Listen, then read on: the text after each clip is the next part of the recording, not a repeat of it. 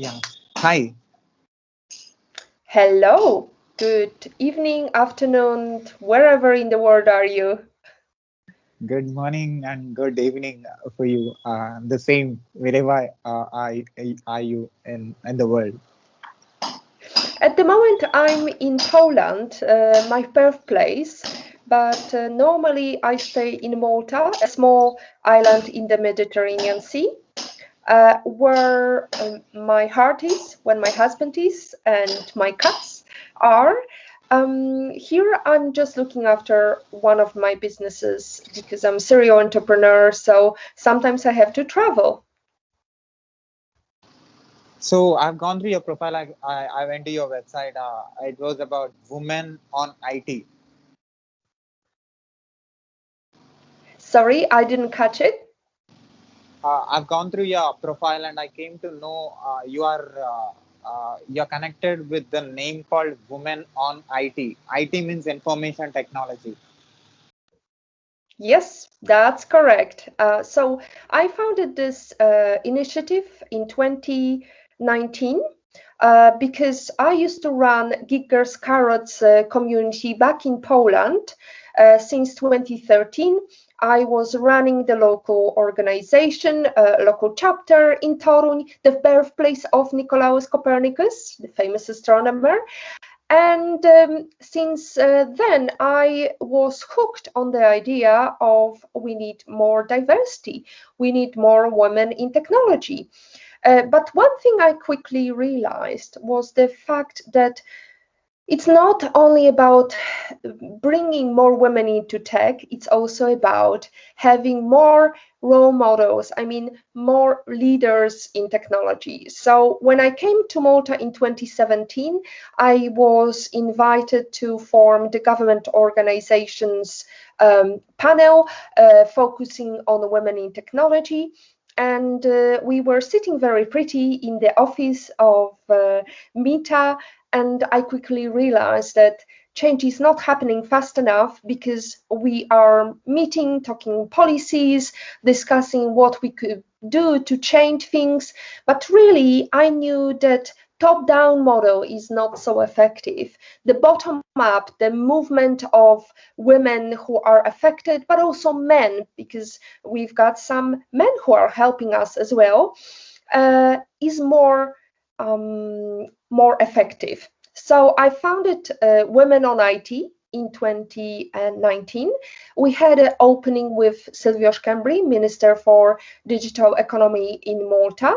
And since then, we had very nice meetings, and some meetings were organized with Malta Business Network, where I'm director of, one of the directors of the board. But also, I then staggered with the pandemic, as many of us. So I had to pivot, and I decided to do my online meetings, which are still kind of community gatherings, but I bring different speakers from different parts of the world, and I walk the talk, because when I talk diversity, I will not only invite women but also men, people of color, people with different backgrounds, ethnicity, age, and they are talking about things that are important for our progression. And some of these are soft skills, because these are also necessary to create the leaders of technology. So can you please introduce yourself to my audience? Introduce what? Sorry. Can you please introduce yourself to my audience about yourself? Myself, well, I'm a serial entrepreneur. I've been running this group called Mission to Run, which was focusing on um, bringing more entrepreneurs together.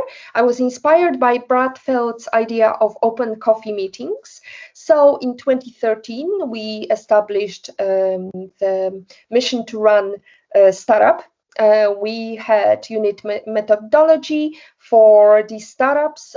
We had mentors encouraging more people to join the movement of startups, entrepreneurship, creating businesses, and sometimes spinning some ideas.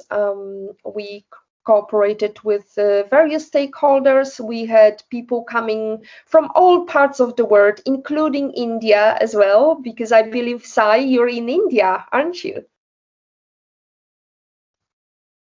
Yeah, yeah. Good. So some of these entrepreneurs were just looking for validation. They wanted to know whether their legal background is okay, whether their product is good enough to stick. And we would meet in a small cafe called Tuitam. And unfortunately, after a couple of months, the owner had to close it down, and we were desperately looking for a new place. Nobody wanted to host us. Everybody was asking for money. They didn't understand the concept of this is a grassroots community. We are not charging our participants anything. So I decided, well, this is the universe telling me something. I need to create this space. So I created Hansa Cafe, and Hansa Cafe was a meeting space for Geekers Carrots, the organization chapter I was running in Torun, mission to run, and quickly it attracted other members of the community of Torun, the small city. I mean, comparing to Delhi or anywhere in India, it's less than 300,000 people living. So we had the Hansa Globetrotters meeting. We also started meeting for blockchain enthusiasts, Bitcoin meetings. And we were one of the first cafes. My cafe was one of the first that accepted payments in Bitcoin. And spanning from that idea, I actually started creating my own products. I had my own coffee grain. I had my own small gingerbread, and so we had quite a good story to also inspire others, because as mission to run, the startup community grew. I could show and showcase, you can do it. But that wasn't enough. I mean, we thought maybe we should do something to encourage people with some funding. So one of the things we did was Hansa Trade, which was a crowdfunding platform. So that way, people could validate their product, they could find their first clients, and they could launch their product, whatever it might be, whether it was a coffee grains, which was the case in our case, whether it was a meetup. We had a WordPress meetup, and that way we were showing that if you have a good idea, if you have a will, you can launch your product on our platform, Hansa Trade, and crowdfund your idea. So, women on IT, when you got this idea and what is the objective of this? So this idea was, as I mentioned before, it started when I came to Malta. I came in 2017. It was a lengthy process because my husband was looking into establishing his company in the English-speaking country. And because the jurisdiction is very pro-English, it used to be part of British Empire, so it was much easier for him to communicate because he's Irish and he used to live. He was born in Belfast. So when we came, I didn't know anybody. I had to establish my network from the beginning, from scratch. But then it was quite exciting to enjoy the sun, enjoy a bit of a time off. But because I was so active back in Poland, I still had my business. I had to travel back and forth. I thought, well, women in technology is really a global issue. So it's not only issue in Poland. Wherever in the world I visited, I was lucky enough to be invited to speak at conferences or was invited as part of Women in Technology. I realized quickly that this is a global problem, and if nobody tackles that, somebody has to do it. So that was my decision, basically. As I said, the government, the top-down model is not as effective as the bottom-up approach. So my idea was not really leading by example or pushing the wheel. My idea was and that came from my experience working with women in technology back in Poland with Kickers Carrots, which is a global organization, because I also participated in some of the local groups formation. So, for example, I facilitated Tokyo community, I helped with setting up Sydney community, Dublin community, and I quickly realized that the biggest problem and the biggest obstacle is all these ladies would come to our meetings, they wanted to get a better job, but none of them thought, well, what apart from getting a job I could do after that. And I realized that there is so much bias. I mean, in terms of managers, majority of managers are still the same concept of white guys talking to white guys about what other white guys. So if you look at the C-suite level, and comparing it to how many females are educated in technology to how many get to the top, it's staggering numbers. So it's about 7% of female women in tech are at the top of the industry. It seems you're more into. I think you did a lot of research uh, about women in technology. Uh, so, what exactly the motive of a woman on IT? What is the motive? Where you want to reach? What is your destination? So you're right, Sai. It's a very difficult subject because we are basing it on sentiment. We are not looking at numbers, but sometimes you have to look at single kind of examples. So, for example, I met with one woman in Malta, and I chatted to her about what she's doing, and she's had a very successful career for over 15 years working in the same company. And unfortunately, she said, you know, it's all very pretty. They talk at the government level about changing the status quo, about diversity, and so on. But really, my manager told me once that women cannot be managers because of their period. So we can all talk about the 7% of women being at the top of the industry. We can all talk about 74% of girls wanting to join the technology field. So where is that leading us? 74% versus 7%? It's a staggering difference. And I think unless people realize that how much we are losing here, because let me just bring some numbers. You're asking for numbers. I'm happy to deliver. So I attended a Christine Lagarde speech in Tacitus lecture in London, and the economic facts speak for themselves. If you look, for example, by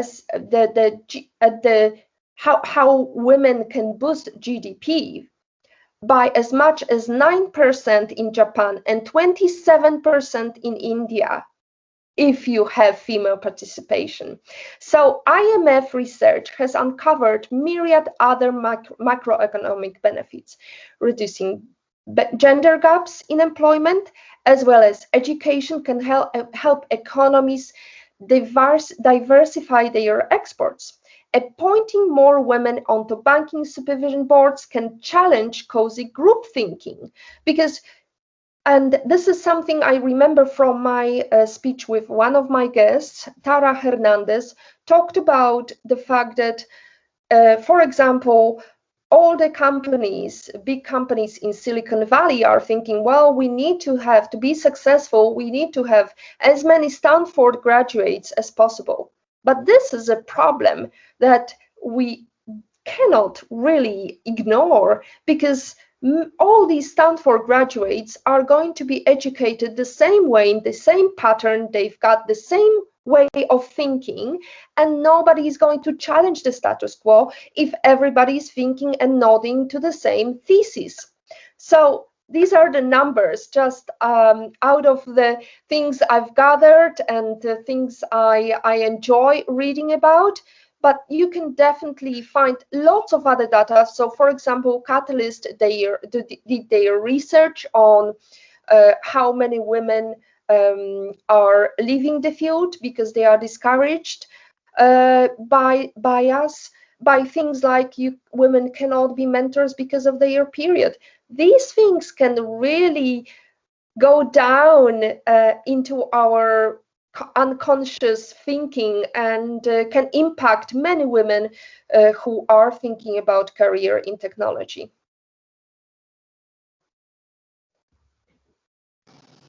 So, so you look very intense about the subject that you took. I want to know who are collaborated with women on IT.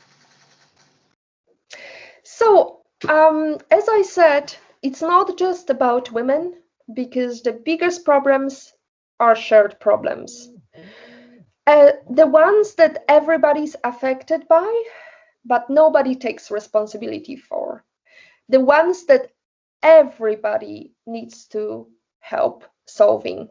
So, one of the things I always talk about is it's not only about women in technology, it's about changing the products, about having different perspectives, having different experiences, whether you've been working in technology or whether you're just entering technology field.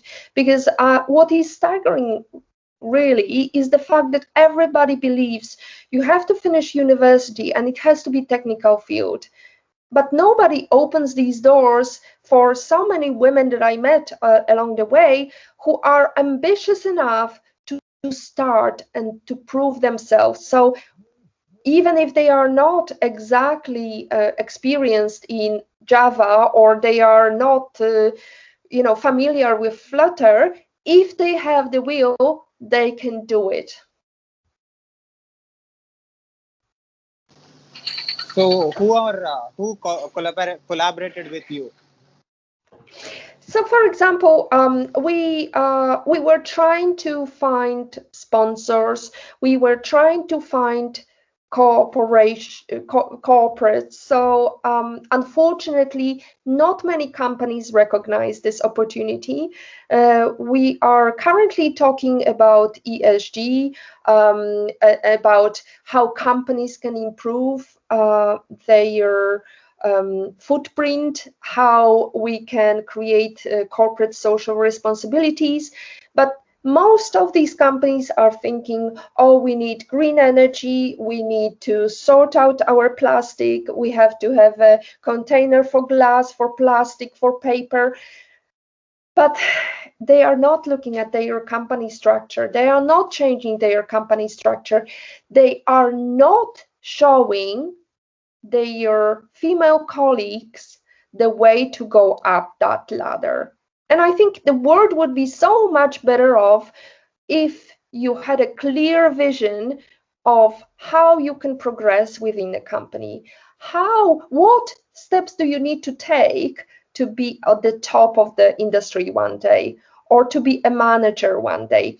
So I really am happy to cooperate with anybody, but so far, I'm just doing my stuff. I've got my blinkers on, and I focus on these women because at the moment they need me. They need all the perspective we can get. They need to have all the knowledge they can get. So one of the things we did, we cooperated with some speakers who were delivering workshops, who were delivering speaks on topics. So I do these interviews every Wednesday at 6 p.m. CET. So it's midday in New York. It's 5 p.m. in London. And you can join our cohort. You can ask any questions. And it could be via Facebook, via YouTube, via Twitch. And you can have this expert to your disposal to ask any question you want, Sai. So I hope to see you someday, Sai, joining us and asking your questions, because you seemed like a very curious guy. Yeah, that is why the reason I wanted to know what exactly your business is and your work is about. So there will be a lot of investors and a lot of companies, MNC companies, will be watching and listening to you through my medium, like my YouTube channel or on my podcast. So, do you have anything to say to the world, to them, to join with you for this great initiative? Uh, what I would like to say, I'm sorry about my voice. Clearly, I need some coffee. It's Hansa Cafe. Mm. So what I think is important at this stage is to look around your structure and see what you can improve and chat to these women, because they need this time with you. And what we do, for example, and just yesterday, I was chatting to our team. We didn't have a chance to catch up. We had a very busy week. We were chasing clients, doing invoices, calling up new clients. And sometimes you just need that time face to face. And I know it's difficult nowadays. We are all working remotely, but this time when we can reflect, step back, we told them basically, tell us anything you want that we could improve for you, whether it's family situation or whether it's any situation. And I'm not an HR specialist. I just want to know what is bothering them, what we could do to make things better, sometimes even swapping roles. So for example, one of our employees said she would fancy doing a little bit of social media. So I said, yeah, why not? I'll give you a task next week. Let's do it. And somebody else said, I would fancy doing a little bit of podcast. And you know yourself how complex it can be. But I love the fact that so many of them are so curious and they need that little boost of energy. They need that little faith in them, because I can trust them with whatever they are doing, and they can make mistakes. It's okay to make mistake as long as you don't repeat it over and over. But what is critical is they know that they can develop their skills. They are not stuck in one role. They know because whatever we are giving them, apart from money, stability, and so on, this is not a job. This is a career.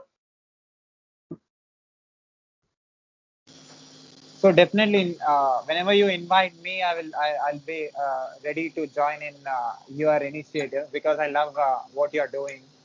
Uh, I feel it's a great opportunity, and I love the name that you put for this. And not only from a particular part of the world, anybody from any part of the on this planet, I love what you said and connect with what you said, and can understand where you're coming from. Fantastic, Sai. I'm very delighted to hear that you want to pursue your dreams and you want to work somewhere in the Western world and somewhere in America. That's great. And you should definitely follow your dream and hustle. You're definitely a definition of hustling. So, how many years you have experience on IT? I have no experience in technology. I was actually scooped into IT by pure chance, because before I started my Hansa Cafe, before we started the mission to run movement for startups, entrepreneurs, businesses in Kujawsko-Pomorskie, in Toruń and beyond, I used to run a boutique hotel. One of our properties was a boutique hotel. And at that stage, Instagram was only starting. So I thought it's a very, very magnificent tool for my boutique hotel. And apart from that, it's amazing to see how many people are taking pictures. And Instagram was very small at the time. Nobody knew, not that many people knew about Instagram. But then I discovered this hashtag, Eagers and the city.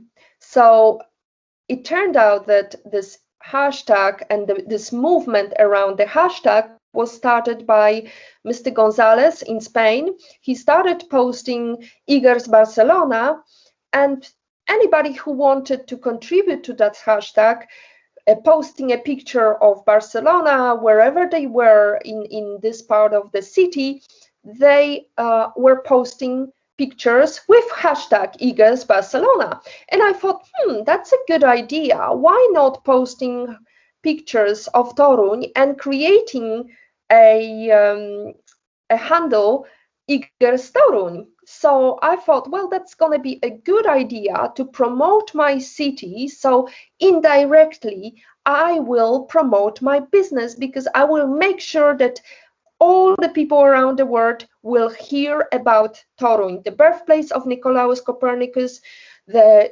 incredible architecture. The city was built in 1231. It has not been destroyed during the war because there were so many Germans living in there, and it's got beautiful architecture. It's UNESCO heritage city.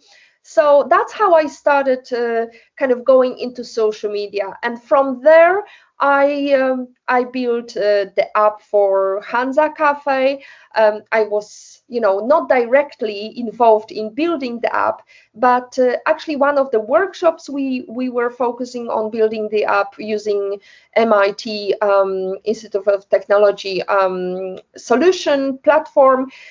So that's how I started. But I have a very basic understanding, but I have no degree, no nothing. So I'm just fascinated by the advancement, and I think everybody now is using technology to the extent we never could imagine before the pandemic. So this is the positive that we can take out of COVID-19. So, all your ideas, all your thoughts are making me think a lot. So, it is not about the degree, or it is not about what you have studied in the university, but the thoughts that you have is above the planet ideas. So, I really understand the benefit and the advantage of it, and how many people are going to uh, uh, uh, be useful for the ideas that you are telling. So what? Absolutely, Sai. So if you look at also the dynamic of who is getting employed. So first of all, when women see advertisement for a job, they apply only if they have minimum of 74% requirement fulfilled. They don't feel good enough to apply for jobs that are less than 74%, all the, education, experience in Java, whatever that is, they don't feel worthy of. Whereas if you look at the guys, apparently, this is the statistics I'm talking about, they apply if they've got 50% of requirements, if they can fulfill 50% of requirements. So they've got higher confidence. I would ask many women that are watching you tonight, today, or wherever in the world you are, many of your viewers side, I would encourage them to apply for jobs even if they do not fulfill all the requirements. Then, when you actually get to that table, when you are sitting across the boss, quite often, and this is another research, women get chosen based on proof. So, have you done the job before? Are you good enough? And the numbers of women versus men being employed speak for themselves, because the outcome is men are hired on potential, women are hired on proof, and not quite often so, even if they can prove, fulfill all the requirements there are in the world, they may not get hired, because when you've got a white guy talking to another white guy, he thinks, I could have a beer with him. Well, I could talk about football with him. So it makes them very comfortable. So my question to leaders is, what make you think that your company is going to be successful if you're going to have the same thinking pattern? So Said, I encourage you to apply for a job, whatever you're looking for. If you have a potential, you can prove it. So I'll put your minds in your I'll put your words in my mind. Definitely, that works for sure. And I'll tell you, I'll inform you when I be in that position for sure. And at last, anything you want to say to my audience and to the world who is listening and watching? Thank you so much for this opportunity, Sai. I would love you to join us on our path to the future, because women on IT are hacking the future. And I would be delighted to have you join us on Positivity Hack Delivered, which is, as I mentioned, the Women on IT weekly gathering with our experts for different parts of the world, with different experience, whether it's leadership, whether it's blockchain, whether it's corporate management, creating your own website.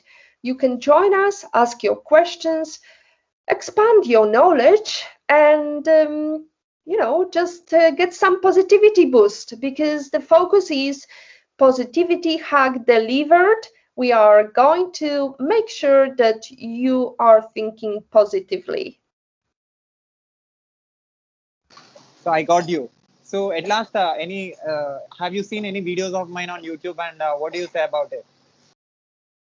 I've seen these videos. You've got a unique technique. So I keep my fingers crossed for you, Sai. And whatever the outcome might be, you're very active. And we met, you approached me on Instagram. So kudos to you, and kudos to your hustling. So I'll connect you. I'll connect with you again when you create something new, and when you make something possible. Definitely, I want to tell what you are doing to my audience and to the people who are connected with me for sure in coming days. I hope Fantastic. we will be Thank you so connected. much. Yeah. Thank you so much for giving me opportunity to talk with you and know what you are doing. Fantastic. And I'm looking forward for your, whatever construction is happening in your world. I hope it's going to be fast, because it seems like quite a lot of things are going on in your world. So I'll be happy to join you in the future. And I hope you're going to succeed, Sai. And I want all the women on IT, all the cohort that is supporting us, to join us in the effort of changing the industry. For sure, this video and audio will create some energy in some part of the world, or in some minds who is watching and listening to this for sure. And at last, can I put this video and audio clip on my YouTube channel with your permission?